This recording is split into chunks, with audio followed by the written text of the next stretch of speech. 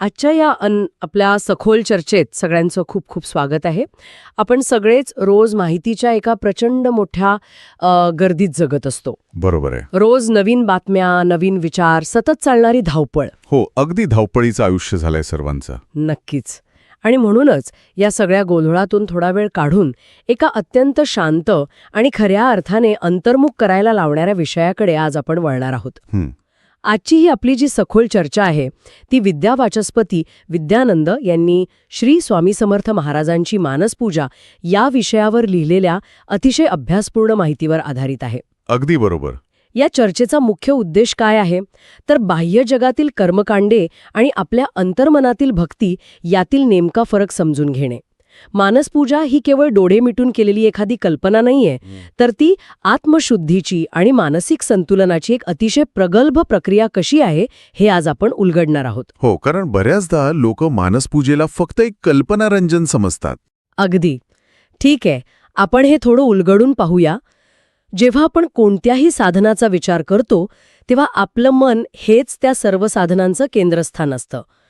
विद्यावाचस्पती विद्यानंद यांच्या लेखनानुसार फुले वाहणे किंवा उदबत्ती लावणे ही बाह्यपूजा निश्चितच साधनेची एक प्राथमिक सुरुवात असू शकते. पण अंतर्मनातील भक्ती हीच खऱ्या अर्थाने त्या साधनेची परिपूर्ती आहे.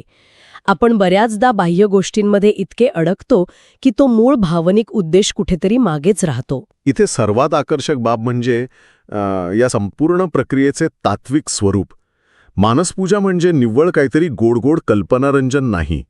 लेखनात अतिशय स्पष्टपणे सांगितलंय की ही पूजा म्हणजे देहबुद्धीकडून चैतन्यबुद्धीकडे नेणारा एक दिव्य प्रवास आहे. देहबुद्धीकडून चैतन्यबुद्धीकडे.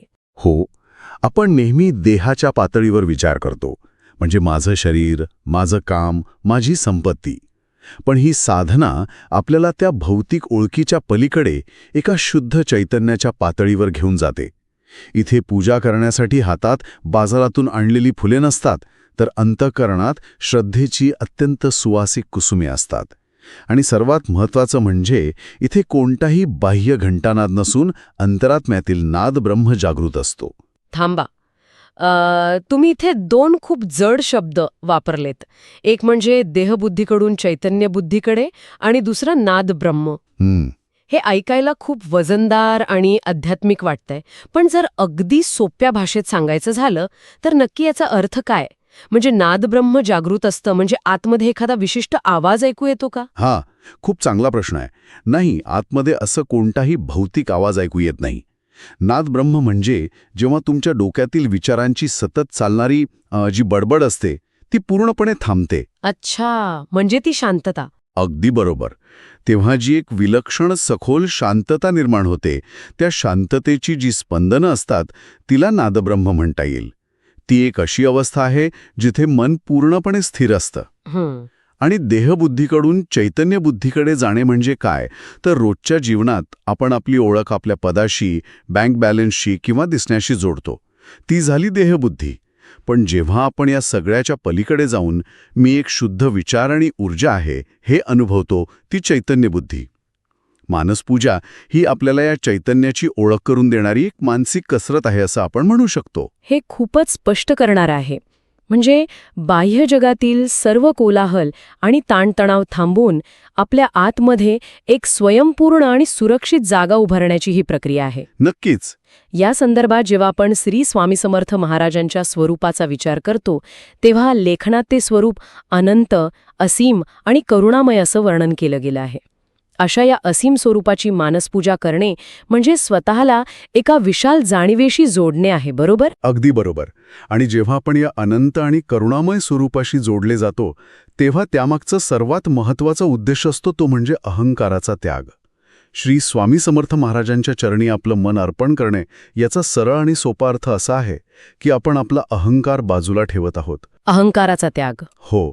मानसपूजेमध्ये भक्त केवळ आपलं मनच नाही तर आपली बुद्धी, आपलं चित्त आणि सर्वात महत्त्वाचं म्हणजे आपला अहंकार अत्यंत समर्पण भावाने अर्पण करतो. कारण जोपर्यंत मी कोणीतरी मोठा आहे हा अहंकार शिल्लक असतो तोपर्यंत नवीन काहीतरी शिकण्यासाठी मनात जागाच उरत नाही. अगदी. स्वतःमधील हा मीपणा संपवण्याची ती एक सखोल मानसिक प्रक्रिया आहे. पण प्रॅक्टिकली विचार करूया. आजच्या या अत्यंत स्पर्धात्मक जगात जिथे आपल्याला सतत स्वतःला सिद्ध करावं लागतं, तिथे स्वतःच्या अहंकाराचा असा पूर्णपणे त्याग करणं खरंच शक्य आहे का? की ही फक्त एक आदर्शवादी कल्पना आहे? कारण अहंकार नसेल तर जगात टिकून कसं राहायचं, असा प्रश्न पडू शकतो. जे स्वतःचा स्वाभिमान गमावणे किंवा लाचार होणे असा अजिबात नाही. तर इथे अहंकार सोडणे म्हणजे मीच सगळं नियंत्रित करतोय हा जो आपला खोटा भ्रम असतो तो सोडून देणे. अच्छा. आपण आजकाल पाहतो की लोकांना सतत वाटत असतं की प्रत्येक गोष्टीचा निकाल त्यांच्याच हातात आहे. आणि जेव्हा तसं होत नाही तेव्हा ते नैराश्यात जातात. मानसपूजेत अहंकार अर्पण करणे म्हणजे या निकालाच्या ओझ्यातून स्वतःला मुक्त करणे. म्हणजे अपेक्षांचं ओझं कमी करणे? बरोबर. आपण आपलं काम पूर्ण क्षमतेने करायचं, पण त्याचे परिणाम त्या असीम शक्तीवर सोडून द्यायचे. ही एक अतिशय प्रगत अशी मानसिक अवस्था आहे जी तुम्हाला कमकुवत नाही तर अधिक लवचिक आणि खंबीर बनवते. हे ऐकल्यावर गोष्टी खूप वेगळ्या दृष्टिकोनातून दिसायला लागतात. हे सगळं तत्वज्ञान ऐकायला खूप छान वाटतंय, पण जर एखाद्याला हे प्रत्यक्षात करायचं असेल तर सुरुवात कुठून करायची? इथेच हा विषय खऱ्या अर्थाने रंजक होतो. कारण विद्यावाचस्पती विद्यानंद यांनी या मानसपूजेचे प्रत्यक्ष 5 टप्पे दिले आहेत. 5 टप्पे. पहिली पायरी कोणती? सर्वात पहिली पायरी म्हणजे मन शांत करणे. डोळे मिटून काही क्षण केवळ आपल्या श्वासावर लक्ष केंद्रित करून चित्त स्थिर करावं लागतं. आणि त्यानंतर आपल्या अंतःकरणात एक अत्यंत पवित्र, प्रसन्न आणि प्रकाशमय असे स्थान कल्पावे लागते. या दिव्यस्थानी श्री स्वामी समर्थ महाराज विराजमान आहेत अशी भावपूर्ण कल्पना करायची असते. आणि मग सुरू होतो पहिला टप्पा, आवाहन. आवाहन म्हणजे सुरुवात नम्र भावाने होते.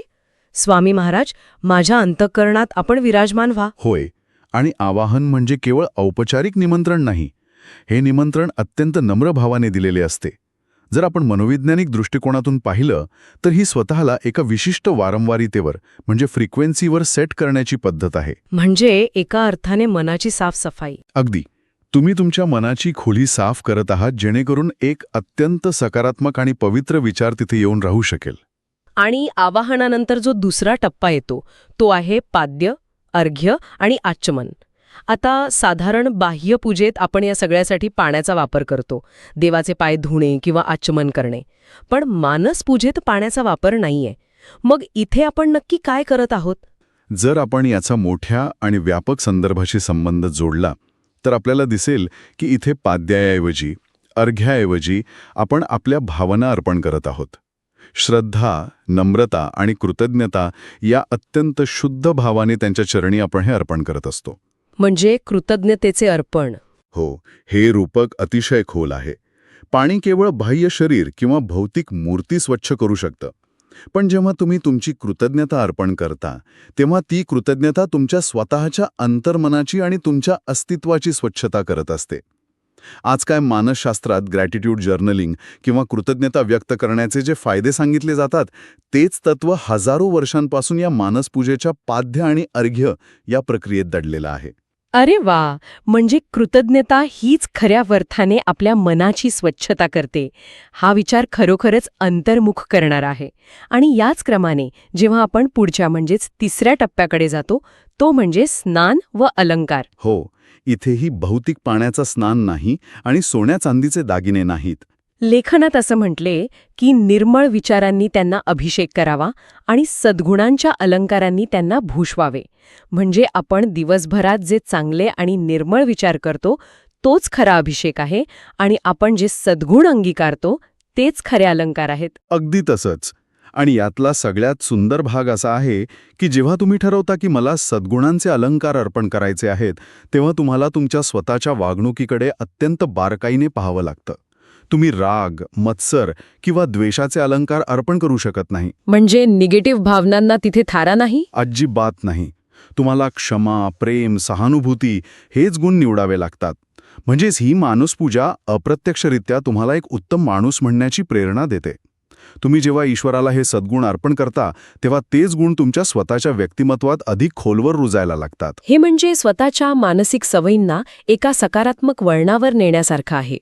आणि यानंतर येतो तो चौथा टप्पा, नैवेद्य. हा टप्पा मला वैयक्तिकरित्या खूप वेगळा आणि विचार करायला लावणारा वाटतो. असतो का? आणि बाह्य जगात आपण अन्नाचा किंवा गोड पदार्थांचा नैवेद्य दाखवतो, पण लेखनानुसार मानसपूजेत आपण स्वतःच्या कर्मांची पवित्रता आणि जीवनातील प्रत्येक कृती त्यांना अर्पण करत असतो. हे थोडं कठीण नाहीये का? म्हणजे आपली प्रत्येक कृती नैवेद्य कशी असू शकते? हा टप्पा खरोखरच या संपूर्ण प्रक्रियेचा गाभा आहे. आपली प्रत्येक कृती ईश्वराला अर्पण करणे याचा अर्थ असा आहे की आपण दिवसभरात जे काही करतो, मग ते ऑफिसचं काम असो, घरातली जबाबदारी असो किंवा एखाद्याशी साधं बोलणं असो, ते सगळं इतक्या प्रामाणिकपणे आणि शुद्ध हेतूने करायचं की तो थेट देवाला दाखवण्यासारखा नैवेद्य बनला पाहिजे. आणि मगाशी तुम्ही जो स्पर्धेच्या जगाचा आणि ताणतणावाचा मुद्दा काढला होता, त्याला हे थेट उत्तर आहे. कसं काय? या कर्मांच्या नैवेद्याचा आणि ताणतणावाचा काय संबंध? विचार करा, आज कॉर्पोरेट जगात किंवा कुठेही आपण बर्नआउटबद्दल खूप ऐकतो. लोक कामाच्या ओझ्याने आणि माझ्या कामाचं कौतुक होईल की नाही ह्या चिंतेने थकून जातात. हो, व्हॅलिडेशन हवं असतं सर्वांना. बरोबर.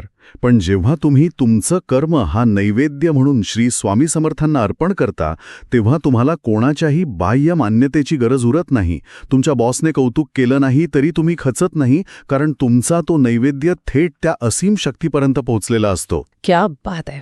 यामुळे काम करताना येणारी चिंता आणि अपयशाची भीती नष्ट होते. ही एक प्रकारची आंतरिक शिस्त आणि स्वातंत्र्य आहे. हा दृष्टिकोन खरोखरच एखाद्याचा कामाकडे बघण्याचा पूर्ण चष्माच बदलून टाकू शकतो. म्हणजे तुम्ही फक्त कर्म करायचं आणि फळाची चिंता न करता ते अर्पण करून मोकळं व्हायचं.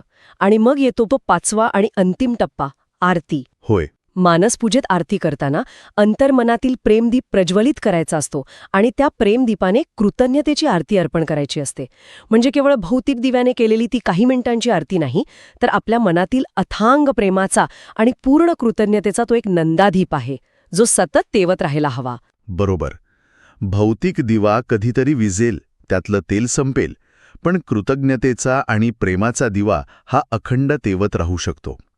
हे 5ही टप्पे पाहिल्यास एक गोष्ट अगदी स्पष्ट होते की ही सर्व प्रक्रिया भावाधिष्ठित आहे. यात तुम्हाला कोणत्याही विशिष्ट वेळेची, जागेची किंवा पैशांची गरज नाही. गरज आहे ती फक्त आणि फक्त एकाग्रतेची आणि शुद्ध भावाची. तर या सर्वांचा नेमका अर्थ काय होतो? आपण ही जी मानसपूजेची 5 टप्प्यांची प्रक्रिया समजून घेतली, तिचे आपल्या मानसिक आणि आध्यात्मिक आरोग्यावर नक्की काय परिणाम होतात? याचा सर्वात मोठा आणि पहिला फायदा म्हणजे मनातील अस्थिरता कमी होणे.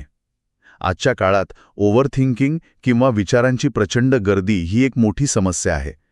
आपलं मन सतत भूतकाळातील चुकांमध्ये किंवा भविष्याच्या चिंतेत अडकलेलं असतं. खरंय. पण जेव्हा ही मानसपूजा नियमितपणे केली जाते, तेव्हा तुम्हाला वर्तमान काळात आणि स्वतःच्या आत राहायला शिकायला मिळतं. सुरुवातीला आपण जो अहंकाराचा मुद्दा मांडला होता, तो इथे पुन्हा लागू होतो.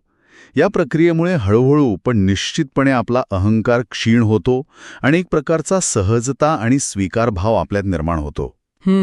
श्री स्वामी समर्थ महाराजांच्या कृपेने साधकाच्या जीवनात धैर्य, संयम आणि आत्मविश्वास जागृत होतो. म्हणजे ही साधना केवळ शांत बसून राहण्यासाठी नाही, तर ती आपल्याला आतून अत्यंत मजबूत आणि रेझिलियंट बनवते. मला असं वाटते की ज्याला आयुष्यात कठीण प्रसंग येतात, तेव्हा याचे महत्त्व अधिक जाणवत असावं. कारण जेव्हा सगळं चांगलं चाललेलं असतं, तेव्हा देव आठवणं सोपं असतं, पण जेव्हा बाहेरचं जग कोसळत असतं, तेव्हा काय? तिथेच तर या मानसपूजेचं खरं सामर्थ्य दिसून येतं. संकटसमयी जेव्हा बाह्य परिस्थिती अत्यंत प्रतिकूल असते, सर्व दरवाजे बंद झाल्यासारखे वाटतात आणि आजूबाजूला निराशा असते, अशावेळी जर तुम्ही केवळ बाह्य गोष्टींवर अवलंबून असाल, तर तुम्ही पूर्णपणे कोलमडून पडाल. नक्कीच.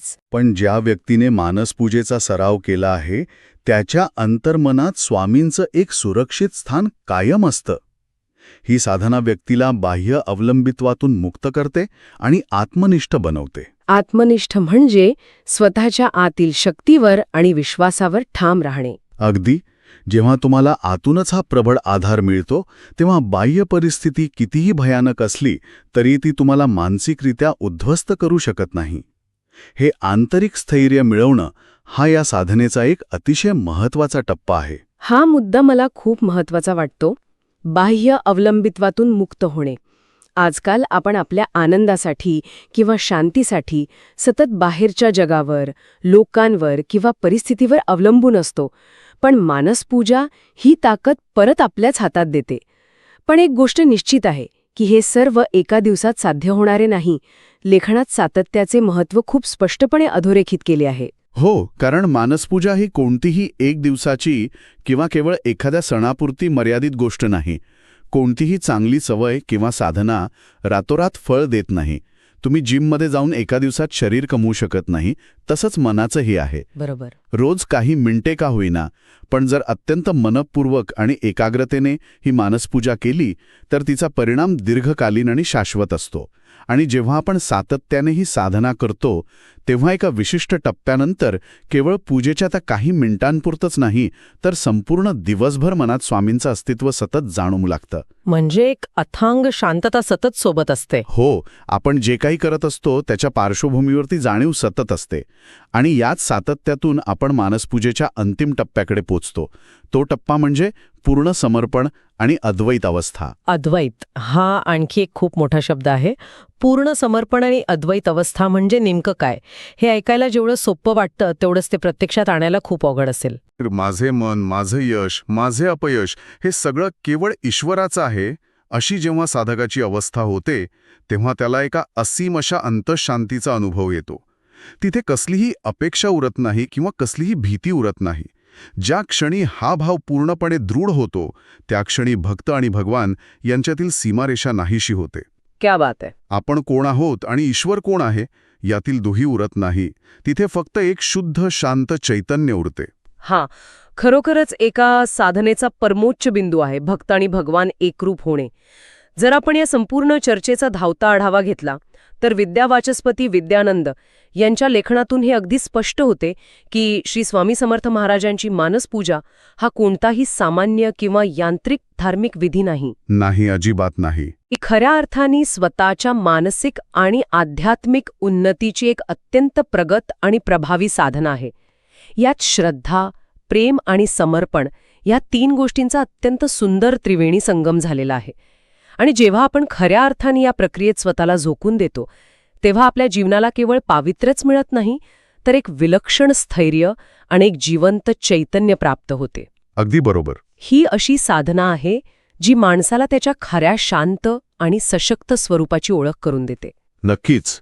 आणि या सगळ्या चर्चेतून एक खूप महत्वाचा आणि विचार करायला लावणारा प्रश्न निर्माण होतो. कोणता प्रश्न? आपण आजच्या या चर्चेत पाहिलं की मानसपूजेच्या माध्यमातून आपण आपली सर्व कर्मे आणि जीवनातील प्रत्येक लहान मोठी कृती नैवेद्य म्हणून ईश्वराला अर्पण करायला शिकू शकतो. बरोबर. जर आपण खऱ्या अर्थाने आपला प्रत्येक निर्णय, आपलं प्रत्येक काम असा नैवेद्य म्हणून अर्पण करू शकलो तर मग आपल्या या दैनंदिन जीवनात ताणतणाव किंवा अपयशाची भीती यांसारख्या गोष्टींना खरोखरच काही अस्तित्व उरतं का? की मग आपलं हे संपूर्ण जीवनच त्याच्या सर्व चढउतारांसह आणि संघर्षांसह एक अत्यंत शांत, निश्चिंत आणि सुंदर अशी पूजा बनून जातं.